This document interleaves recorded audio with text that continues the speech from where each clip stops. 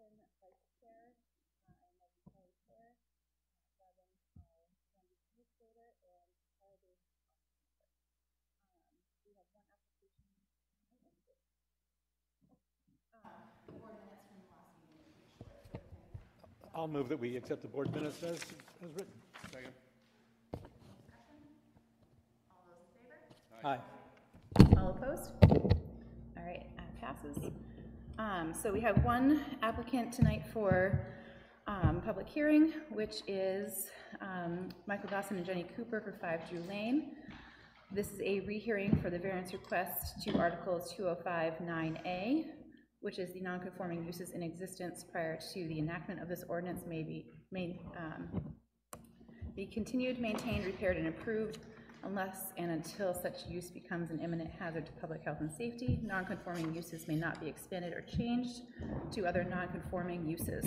The applicant is seeking a variance to add a small single-story addition to the existing structure to accommodate a kitchen and to construct a detached garage structure.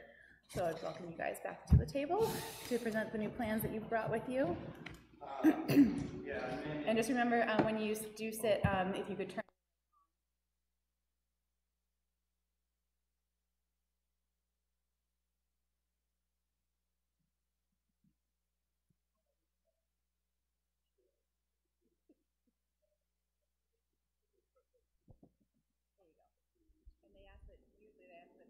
Stay on the table. Yeah, it's a thing. Thank you. Well, my wife wanted me to apologize for not able to be here because of taking care of our son. But my wife and I wanted to thank you for the additional opportunity to present and discuss our changes. Can you just officially state your name and address? Michael Dawson, 5 Drew Lane, Kingston, New Hampshire. Thank you.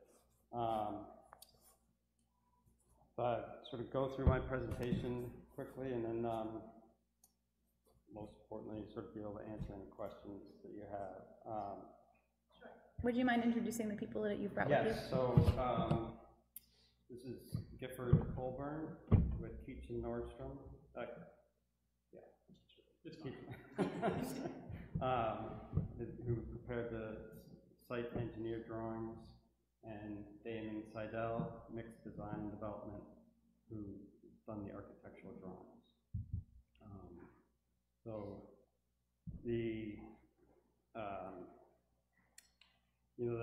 Before discussing the changes, I want to emphasize that our end goal is to improve every aspect of the property, including the structure, the site drainage, and increasing the setback from the waterfront.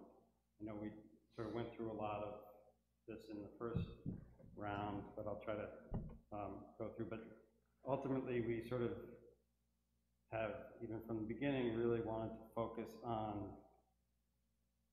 the smartest way to improve what we needed to do on the property with the ordinance in mind.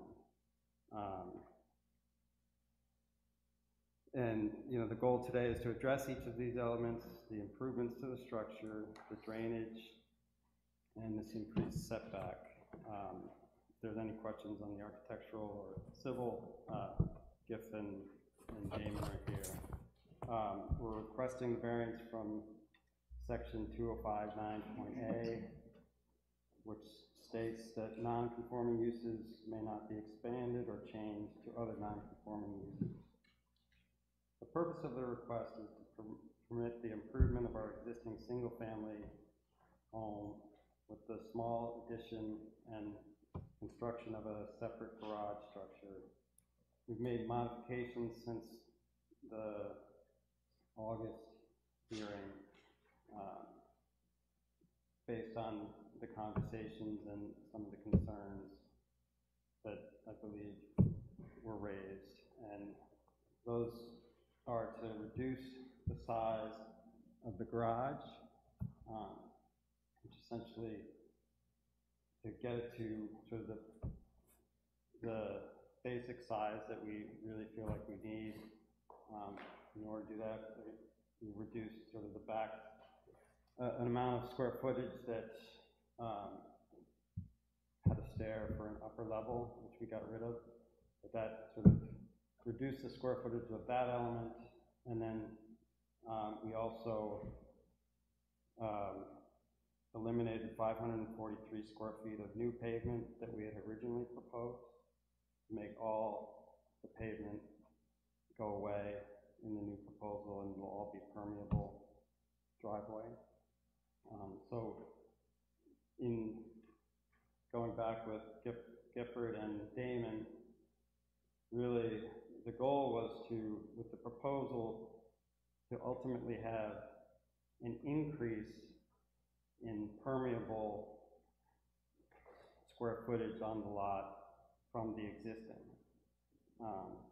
And the new proposal and changes of the garage size and elimination of the original proposal, we were just repaving one section in front of the garage, but we're eliminating that. And so, So what's the net pickup? the net pickup is, so the existing impervious area, which is, this is good, I'll skip through a lot of stuff. That's good. The existing impervious area within the buffer totals 3,875 square feet, or 15.5% of the lot is the existing. And our new proposed project will go to from 387.5 square feet to 3,354 square feet, or as a percentage from 15.5% down to 13.5%. And I mean, some of the things we've discussed are, we have retaining walls on the property. It's as we discussed, it's a very steeply sloped site. All the retaining walls are deteriorated to the point of collapsing and falling apart and needing to be replaced anyways. So the addition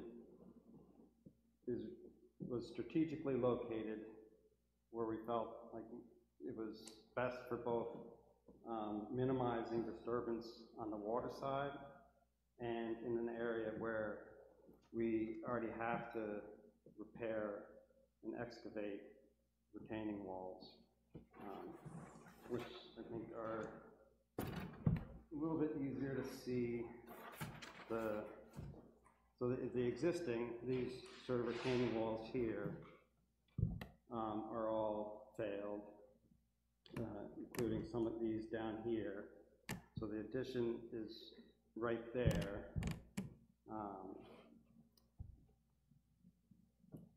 And we looked at ideas of, I mean, we need to have a first floor accessible bedroom, and that, when we looked at how best to do that, with keeping in mind not wanting to disturb the water side as much as possible, that is what pushed us away from seeking to kind of rebuild a new foundation within the existing footprint and redesign the first floor to do both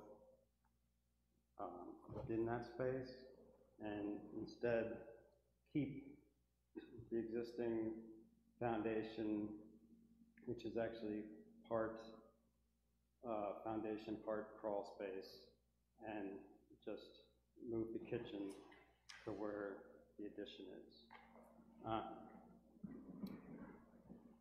And it's, further from the water. We're looking forward to being able to move we're going to eliminate the oil tank and the mechanical room, which is on the water side. It's going to be an all electric driven system at this point. But the mechanical room will come to the far corner as well.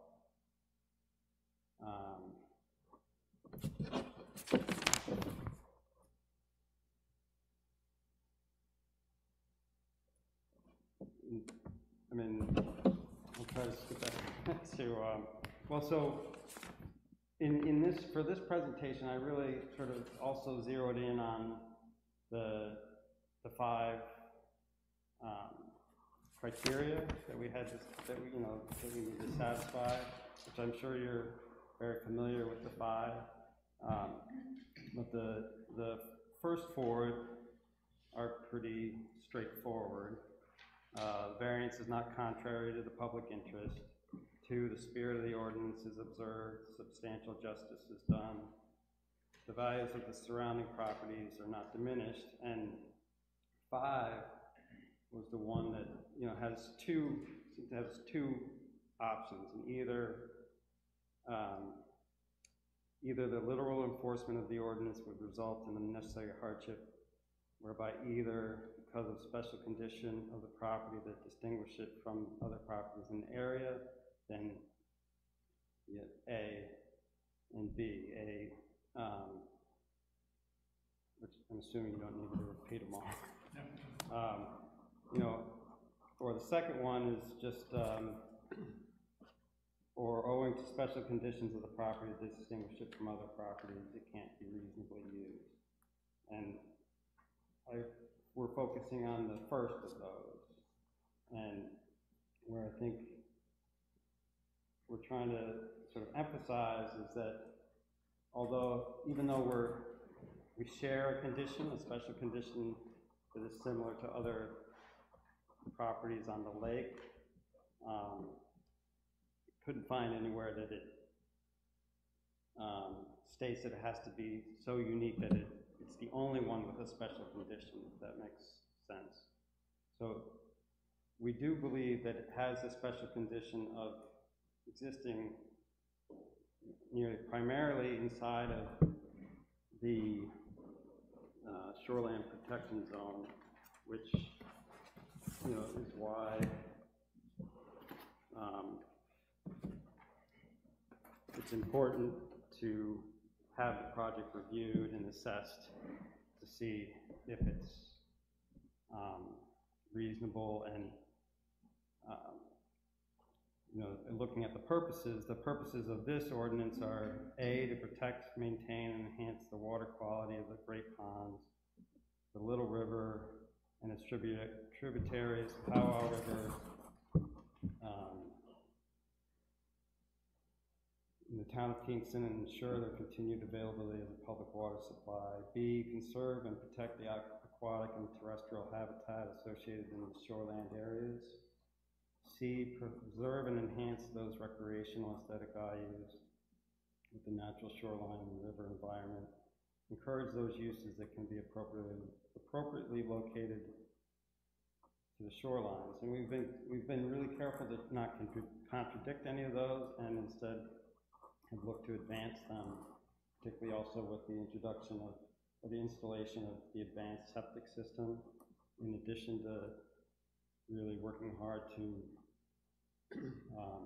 have the whole property do a much stronger job with storm mitigation and permeability and so forth. Those are the sort of the 4 basic purposes that are listed, and I was trying to sort of understand. I couldn't find an additional or a specific stated reason or purpose for the expansion or change part. And I was, thinking that it's fair to say that concerning that, it's to ensure that there's an assessment or a review of a project to make sure that it doesn't increase the burden to the property and to the waterfront. And so that's where, particularly in going back and making the changes, we tried to make sure that not only we're not increasing the burden, we're trying to reduce the burden.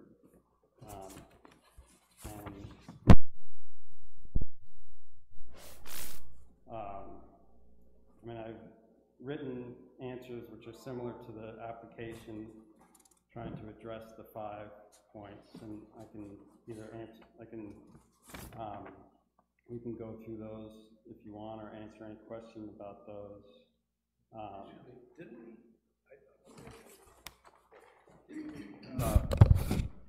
we got through the 4 last time, and that was, And this is a new hearing, so we have to go through the 4 again, but we can use, since there's nothing in this that has changed, that would affect those first 4 criteria.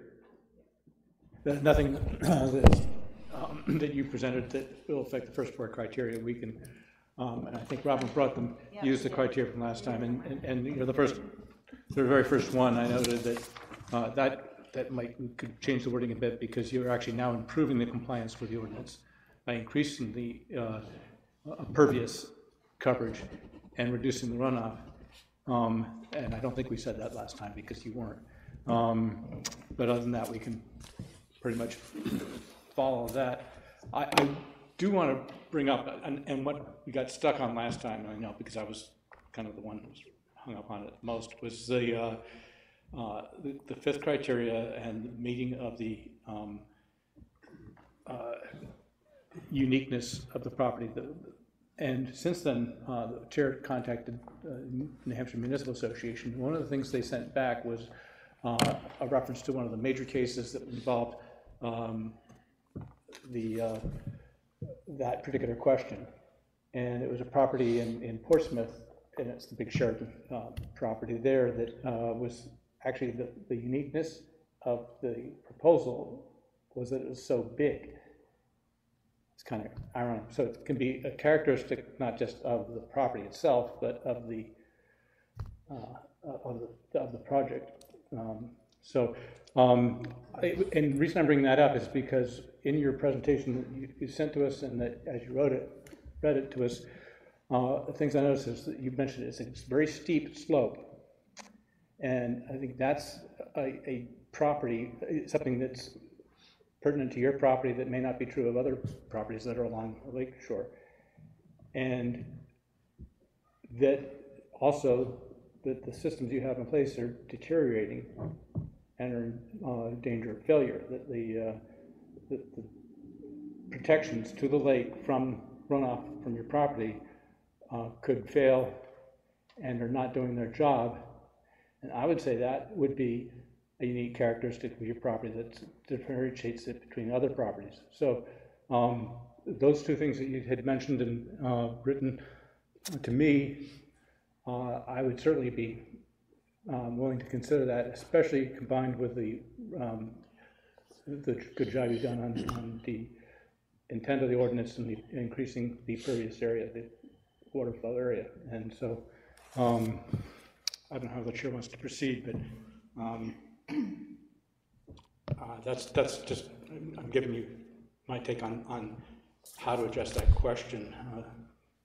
no, I think, yeah, I think we ought to just go through them, and I think you've done a good job with what you presented, and it makes sense. So, and I mean, you spent a lot of time sort of discussing it, you know, in August. So it wasn't like. I mean, well, and we did some research after the fact. No, it's a hang-up. And we did wonder. I mean, we sort of identified it, I think, in the letter as.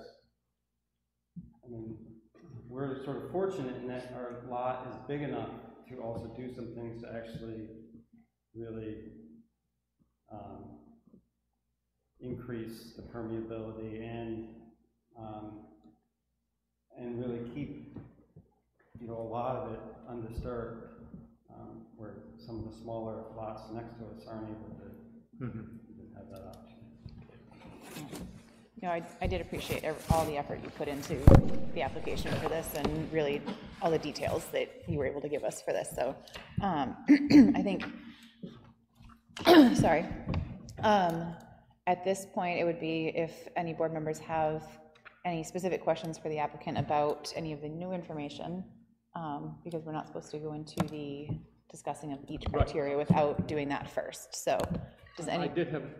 I did have a question, and I'm going to address it to the engineering firm about the new choice of surface. You're presumably going to rip up the existing impervious asphalt, and then you're going to do all the areas for parking and driveway are going to be a pervious surface. Have you decided on what kind of surface that's going to be?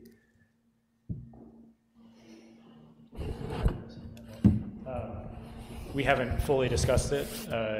I think that part of it would be what Mike and Jenny have in mind, but some of the options that we have discussed range from just a crushed stone driveway to permeable pavers, which in the area where I live and work is the most common solution, and that's what I'm most familiar with is permeable pavers, but or some combination thereof I think would be both would be adequate, and they I mean, I think we could talk about we haven't talked about exactly what the finishes that Mike and Jenny are looking for, but those are the two options that I think that would be near the top of the list, unless there was some other very specific desire in terms of how it would function. Or so as long as we, for example, if we approve this, would have with a condition that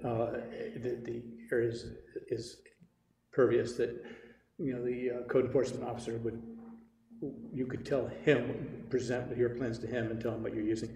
We did a property that's on Country Pond recently that has a new type of paving where they actually coat the stones with some kind of glue-like material. It's a hardening thing. And it leaves spaces between the stones, but it creates a hard surface. And I was impressed.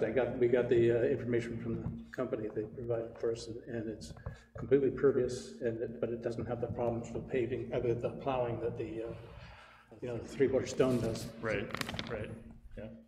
They do make a pervious pavement that looks just like that pavement. There's a little maintenance involved with it, but I think you can plow it. But for something like a waterfront location, I'm not 100% sure. I don't do a lot of the pervious stuff, but they make something that's kind of nice, like a brick sort of pattern. Make it look quaint for the pavers are good, as they do. As long as it satisfies Pedro's bucket test, and he pours a bucket of water and it doesn't flow off the driveway and towards the lake and it goes into the ground, I think that's fine. I was just kind of curious. The techno block, is that So the techno block is what I specify most in Somerville, Cambridge area, which is where I do a lot of my projects, because that's where I live, and many of my projects are much more local. And the techno block is, we're dealing with trying to keep as much water on the site as possible and not let it go into the sewer system. And the techno block is now kind of go-to, and there's one or two other competitors that seem to be, just depending on what the price of the paving bricks are, it gets chosen this one or that one. But the buildup of the crushed stone has now, you can just kind of download exactly what the detail is right from the manufacturer if you needed to, if you weren't familiar with it already. So it's become a very standard installation that everybody's familiar with. The other thing is, I know that when you brought this to us in August, you showed in your plans there's kind of a receiving area for runoff from the kitchen, new kitchen, proposed kitchen, an infiltration system. And I was wondering if you had any plans to do that same thing with the garage, is to either run a trench, stone-filled trench, or if you have a gutters, go down to a dry well or something like that, that it infiltrates it. And that, again, is because of the steep slope on your property. You don't want stuff running down and undoing your multi-$1,000 retaining system. Yeah. I mean, we can sort of add some of the same details. I mean, we haven't gotten to that level of detail on the garage because didn't know, wanted to make sure we could do the garage. Right. Yeah. But when Giff and I started working on the project a year and a half ago,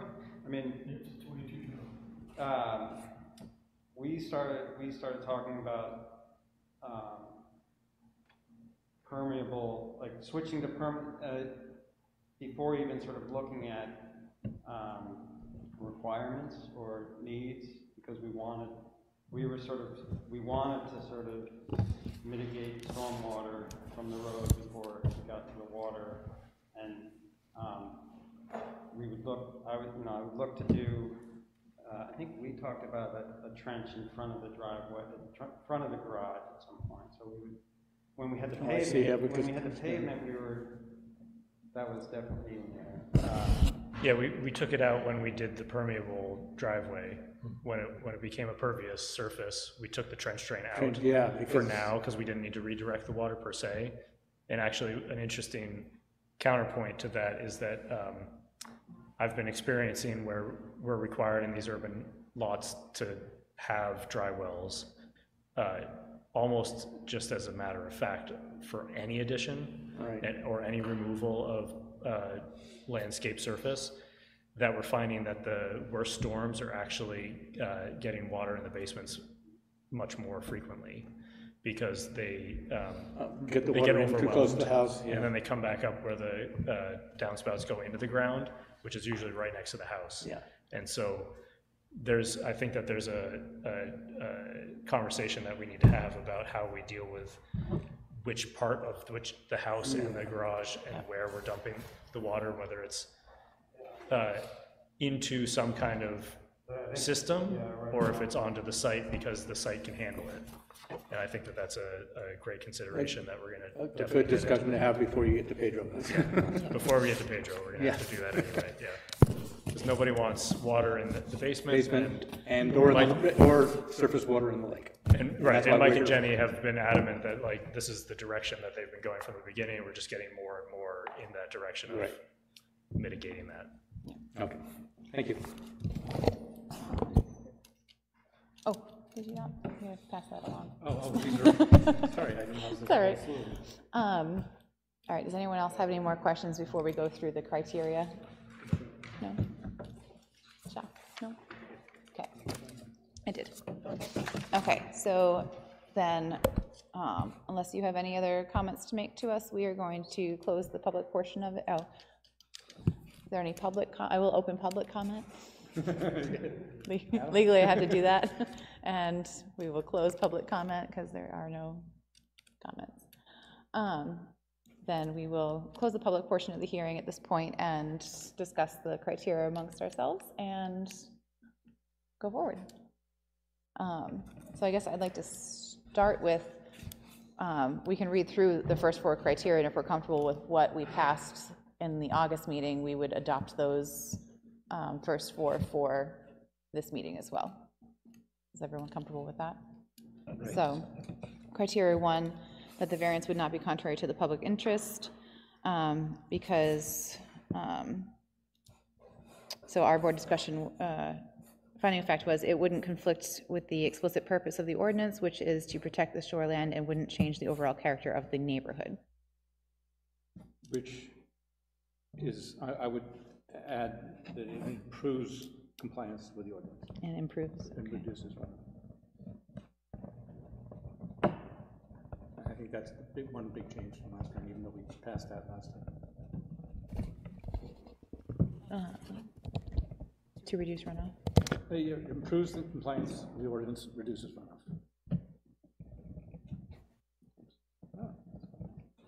Does it run up into the water?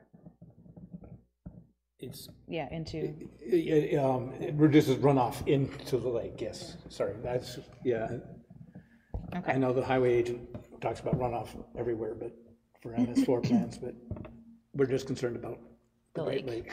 All right. So it wouldn't conflict with the explicit purpose of the ordinance, which is to protect the shoreland, and wouldn't change the overall character of the neighborhood. It improves compliance with the ordinance and reduces runoff into the lake. Do you have anything additional they'd like to put on that before we? All right. All in favor of that? Aye. Aye. All opposed? All right.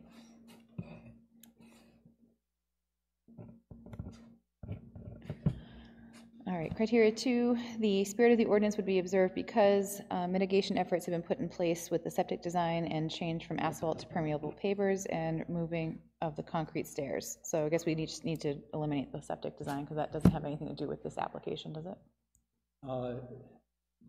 No. With the change from asphalt to You can permeable. leave it in. I would just say, because it's an overall improvement. Okay. So do we want to just leave that one alone? Yeah. Any additional comments for that? If they're not doing pavers, do you have to? Yeah, permeable surface, asphalt to Permeable, yeah. permeable surface. Thanks, Robin. Yeah. All right, all in favor? Aye. Aye. All opposed? Number 3, there is substantial justice in granting the variance because it would not do harm to the general public because the impervious coverage limitations are remaining under 20% for the Shoreline Protection District. And I would go here again, because the impervious coverage is being reduced Yeah. and remains under the 20%.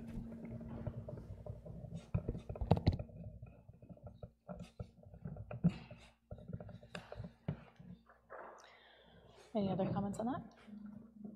All right, all in favor? Aye. All opposed?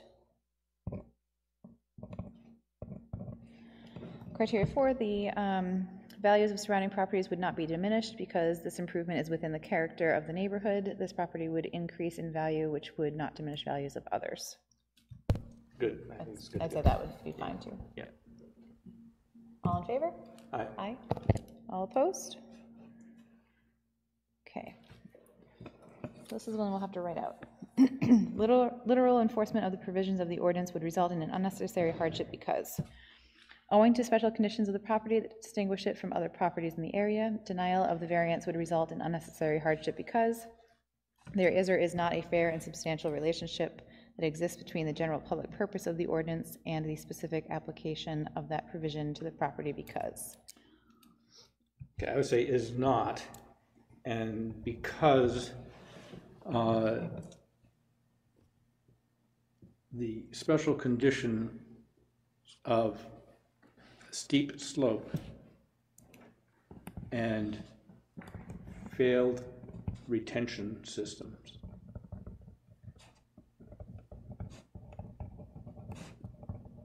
would be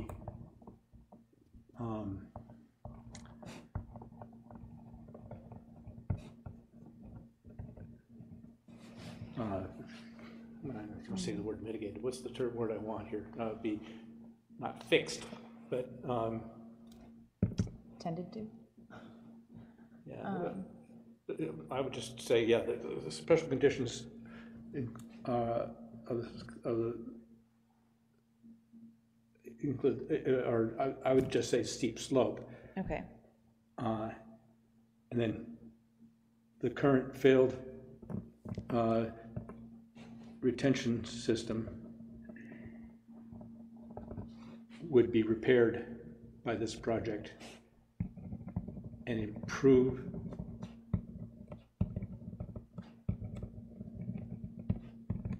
the infiltration of water to prevent runoff to the lake.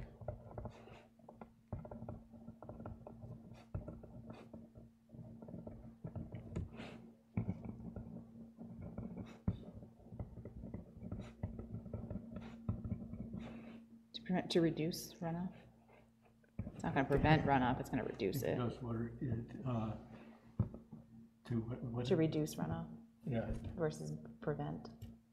Oh, yeah, reduce. Yeah. I guess that's more accurate. You're never going to prevent it. I'm not going to prevent it. Prevent some of it that's not being prevented now. And then Anybody else want to add something? no, that's kind of the line I was taking. Okay. Anyone else have any thoughts on? Well, retaining walls can be repaired and improved regardless. They can do that right now. They can, but the project, It's the overall project, I can see the shoreline steep protection slope, you know, but the I mean, steep slope is a problem. that could be the special condition. That's fine. I just Special don't see how condition. the failed retaining walls have really anything. And I would, yeah, you could say that the proposed water, Because they can repair and yeah, but improve we're talking about within the same but footprint. by increasing the permeable coverage, you're infiltrating more water before it gets to those retaining walls, because the retaining walls won't stop water surface runoff. They just hold the slope back up so you don't get sheets of mud going into the lake. But, I see what you're saying.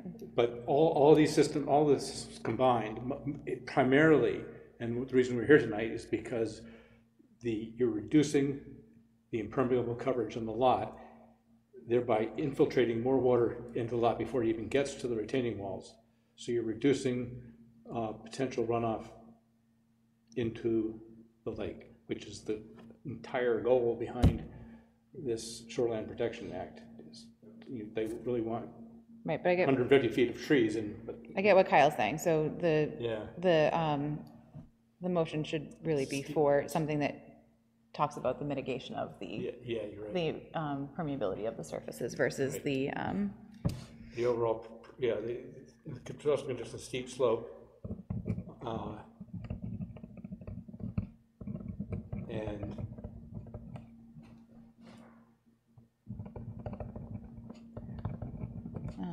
I would add slope. Yeah, but require mitigating permeability in other ways, yeah, which include will the be more mitigated by the increase in the permeable coverage on the lot proposed by this plan. Basically, we're comparing to the effect of the plan. If no change is made at all, the plan doesn't go in effect as planned, versus if you do the project as designed. And so we've got to compare those two. And now that we have an overall improvement on the lot, okay. I think you can safely say that. So the special condition of the steep slope require mitigation in other ways by increasing the permeability of this lot with this plan. Does that sound more reasonable? Yep. The special conditions of the steep slope require mitigation in other ways by increasing the mitigation of runoff. In other ways by increasing the permeability of this lot through this plan. Okay with that? Any other detail anyone would like to add to that? I mean, we're just assuming that this property is the only property in the area that has a steep slope that's like this. No, we're not. That's one of the characteristics of the property. That's why I wanted to add the bit about the retaining wall failures, is that is unique to that property that we know of. But, you know, the example that they cited, and MHA cited about the Sheraton Plaza up in Portsmouth, it's not the only big project to go into Portsmouth, but it was what made that particular project unique. And that was upheld by a Superior Court decision. So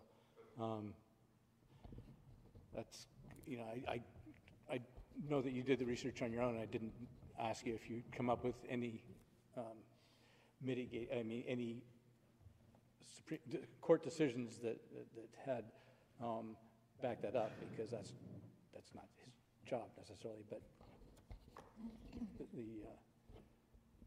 otherwise, I don't think we'd ever get past that roadblock that we hit last time. So.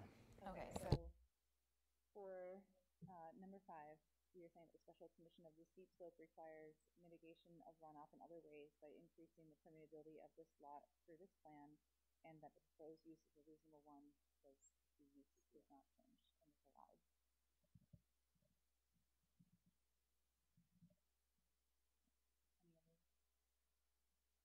All in favor? Aye. All opposed?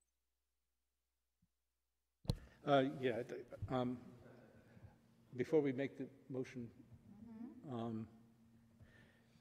to grant the variance, actually, can we do this after the conditions of approval? I think we should make sure that, since the final plans aren't out there, that we would add conditions that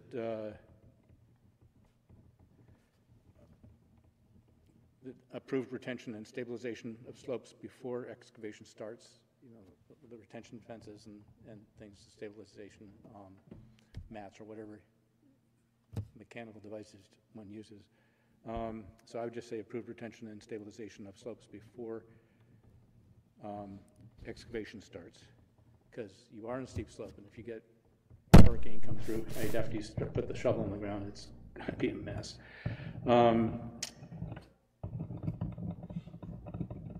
And the addition to the main house and garage will need runoff capture systems. And that can be at your discretion.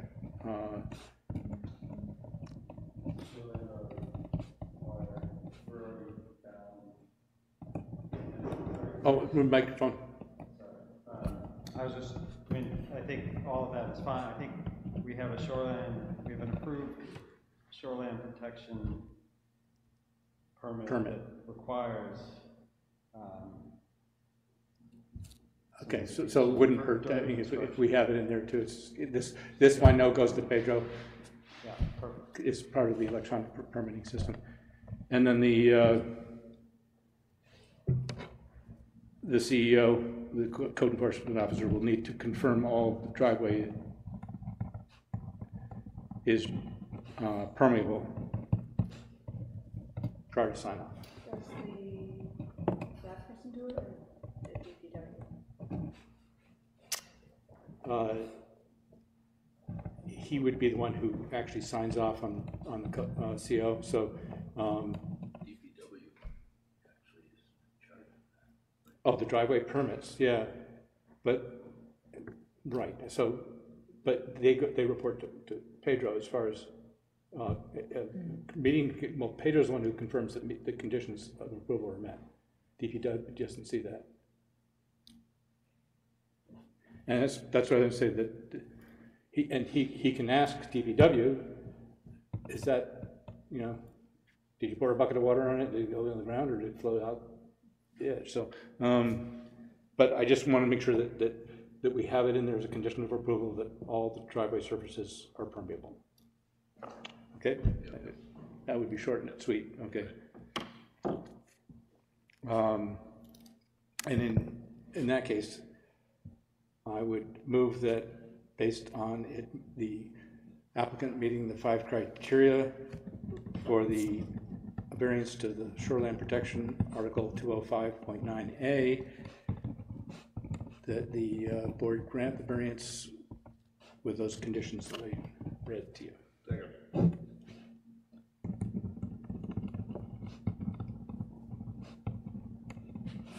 Any discussion? Okay, all in favor? Aye. Aye. All opposed? All right. And we have one more housekeeping item, and that's just to cover you in case this comes up again. And I would move that the board, for the minutes and for the record, note that none of the changes to the plans that you presented tonight would have an effect on the variances that were granted on August 8th. And I will just state the reasons why. The first one was the building height, and there was no change to the building height except you dropped the height of the garage. So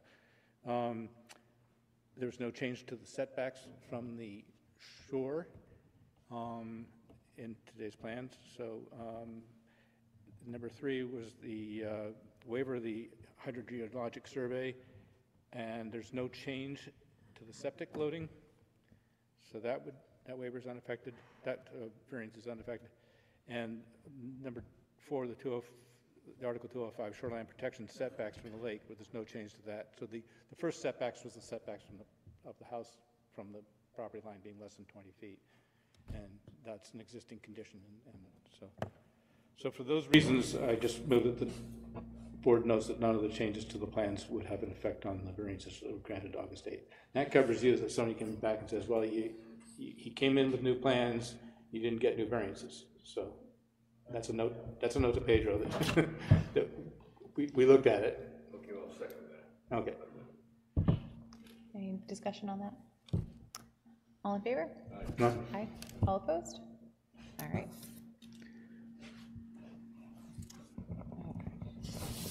All right. So congratulations, your variance has passed. You can move forward with your project. All of these decisions are appealable for the first 30 days, so do keep that in mind. You will get a notice of decision within 5 days of this meeting. 5 business days. 5 business days, yep. it is a holiday weekend, so Monday is a holiday, I have Yes, an extra those day. weekdays, yeah. And I think that, did I cover everything? I'm always afraid of missing something. No, it's appealable. Yeah. Variances go with the property. Yep.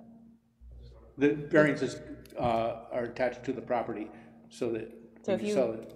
yeah, if you move, it stays with the property, so that And, variance which is, brings up an interesting point, there is a state law that requires you to provide septic system if you're on a shoreline property. So keep all the documentation for this expensive system you put in, because it'll save you a lot of money when you come around to selling that property in the future. Yeah, it's water.